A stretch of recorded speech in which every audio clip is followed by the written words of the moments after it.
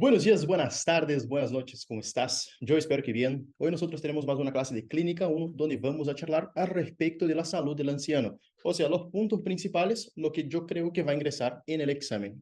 Así que cuando nosotros hablamos al respecto de la salud del anciano, es sumamente importante hablar al respecto del proceso de envejecimiento, porque nosotros básicamente estamos hablando que daños moleculares y celulares van a hacer con que aumente el riesgo de padecer enfermedades y también va a estar relacionado con la disminución de la capacidad física y la capacidad mental. Siendo así, lo normal y lo fisiológico es cuando nosotros tenemos ese envejecimiento fisiológico, es lo normal. En cambio, cuando nosotros tenemos alguna patología, algo que acelera ese proceso de envejecimiento, por lo cual va a acelerar la morbimortalidad de nuestro paciente, nosotros vamos a ver que tenemos un proceso de envejecimiento patológico. Y el óptimo es básicamente aquel donde el paciente tiene la máxima calidad de vida mismo siendo viejo, o sea, mismo siendo anciano. La OMS clasifica anciano arriba de los 65 años. Los puntos más importantes están acá y yo te voy a mostrar. Entonces, cuando hablamos de fisiopatología, estamos hablando básicamente en relación a la disminución del volumen de agua. O sea, el paciente anciano tiene una menor cantidad de agua en su cuerpo, entonces aumenta el riesgo de la deshidratación. Es muy frecuente que nosotros cuando estamos de guardia llegue algún paciente que está deshidratado. Aparte de eso, está también asociado a la vejez, o sea, el proceso de envejecimiento está asociado a la pérdida de masa muscular y aumento de la grasa visceral. A modo de comparación, es solo pensar, el paciente cuando está envejeciendo, o sea, cuando es más anciano, tiene menos cantidad de músculo y más grasa. Así que también asociado a eso tenemos disminución de las hormonas, siendo una de ellas las hormonas que están relacionadas a la masa ósea. O sea, el paciente va a disminuir la cantidad de hueso, así por decir. Va a tener primeramente osteopenia y después una osteoporosis.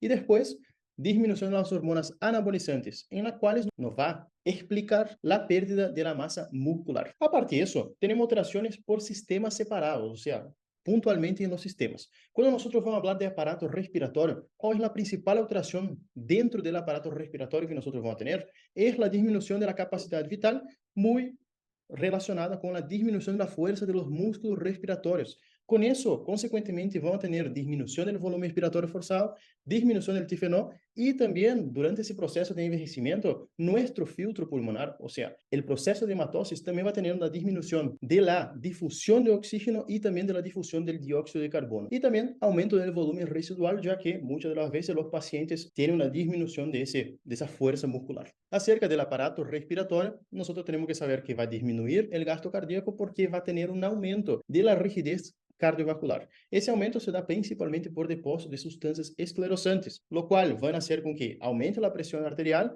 y genera una respuesta anómala, una disminución de la respuesta a los inotrópicos. Aparte de eso, también va a tener degeneración y especiamiento del tejido valvular, por lo cual va a generar una dificultad del flujo sanguíneo entre aurícula, ventrículo y del ventrículo hacia el externo, o sea, por la salida por las arterias. Entonces, es básicamente saber que en respiratorio tenemos disminución de la fuerza muscular y en el cardiovascular tenemos rigidez cardiovascular. Después en el sistema nervioso central, acá sí ya queda un poquito más complicada la cosa porque no tenemos cómo asociar con patología muy frecuente que nosotros vemos. Pero básicamente, sepan que en el proceso de envejecimiento, nosotros tenemos disminución del peso y del volumen cerebral, o sea, el cerebro se achica, así por decir. Vamos a tener también consecuentemente a eso la alteración del equilibrio de la marcha va a generar muchas de las veces atrofias más profundas de los surcos cerebrales y también puede haber depósito de proteína amiloide, por ejemplo. Cuando nosotros hablamos al respecto del sistema osteomuscular, y quiero que eso sepan sí o sí, porque siempre es pregunta de examen, el paciente anciano muchas de las veces tiene una osteopenia o osteoporosis, por lo cual cualquier traumatismo, cualquier caída puede generar una fractura. Y imaginen, una fractura en un paciente con más de 80, 85 años. Entonces, es una fractura que va a tardar mucho para cicatrizar, para mejorar. Muchas de las veces los pacientes quedan con alguna incapacidad por cuenta de esa fractura. Entonces, en resumen, es muy grave.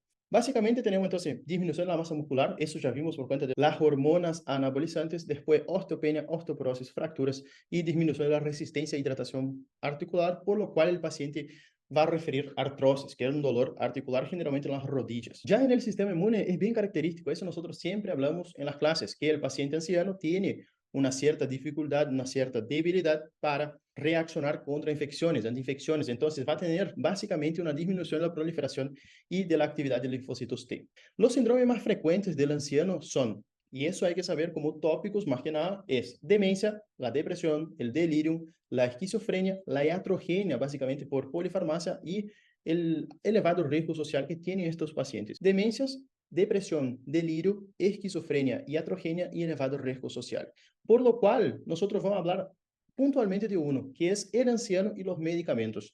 De forma bien resumida, la polifarmacia es caracterizada por la utilización diaria de más de 3 medicamentos de uso continuo y otras guías dicen que es necesario más de 5 medicamentos de uso continuo para hablar que un paciente está en un tratamiento o una polifarmacia. La polifarmacia aumenta la mortalidad, aumenta el riesgo de internación y aumenta el riesgo de caídas, justamente porque hay algunas interacciones, algunos efectos adversos relacionados a los medicamentos que nosotros debemos manejar y debemos sí o sí alertar al paciente que se cuide en relación a caídas, a alteración del sensório y también a alteraciones como efectos adversos no deseados, como sangrado, insuficiencia renal, todo eso vamos a tener que explicar a nuestro paciente. Los principales efectos adversos, las principales complicaciones de la polifarmacia es una cuestión de razonamiento y es fácil. Eso seguramente va a preguntar en el examen. Así que tenemos que razonar por qué un paciente que toma muchas medicaciones puede tener problemas. Uno de los problemas que puede generar un efecto adverso o una interacción medicamentosa es la alteración de la conciencia. Por ejemplo, los benzodiazepínicos y los antipsicóticos pueden generar alteración de la conciencia en menos o en más, o sea, depresión del sistema nervioso central o una excitación, por ejemplo, el delirio, que se da tanto por benzodiazepínicos cuanto puede también ser por antipsicóticos. Entonces el paciente al estar más agitado se puede pegar, se puede golpear contra algo. Entonces eso aumenta el riesgo de muerte y mortalidad de su paciente y de caídas. La benzodiazepina es la misma cosa. El paciente va a tener una alteración del coma en menos. O sea, el paciente va a quedar más, no comatoso, sino un poquito más lento. Por lo cual va a tener disminución de los reflejos y eso puede generar una caída. Puede hasta mismo generar un síncope. Después, relacionado a la insuficiencia renal, hay que evitar dar mucho a los pacientes los aminoglucósidos como gentamicina, micacina y también los AINES, porque son sumamente nefrotóxicos. Aparte de eso, los pacientes que toman anticoagulantes más AINES, nosotros tenemos un elevado riesgo de hemorragia digestiva. En relación a las caídas, o sea, las inestabilidades posturales, tenemos los diuréticos, porque los diuréticos generan depresión de volumen, entonces el paciente puede ser un síncope por hipotensión. Después, benzodiazepínicos, ya hablamos, el solpidem, que es un inductor del sueño, y también antidepresivos puede generar caídas. Por cuenta de eso que ya hablamos, el paciente queda un poquito más deprimido y entonces eso predispone con que el paciente tenga caídas.